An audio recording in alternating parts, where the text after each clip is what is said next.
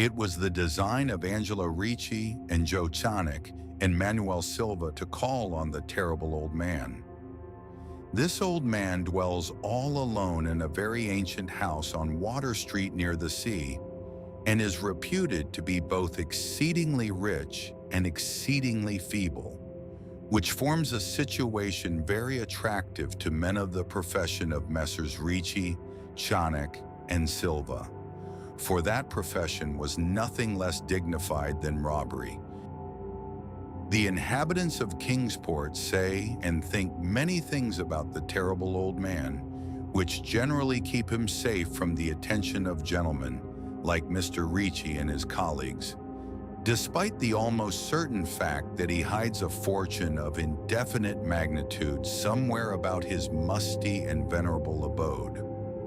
He is, in truth, a very strange person, believed to have been a captain of East India clipper ships in his day, so old that no one can remember when he was young, and so taciturn that few know his real name.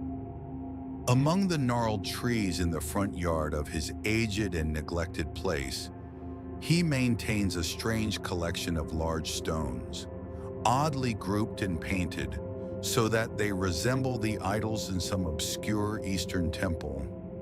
This collection frightens away most of the small boys who love to taunt the terrible old man about his long white hair and beard, or to break the small paned windows of his dwelling with wicked missiles. But there are other things which frighten the older and more curious folk who sometimes steal up to the house to peer in through the dusty panes. These folks say that on a table in a bare room on the ground floor are many peculiar bottles, in each a small piece of lead suspended pendulum-wise from a string.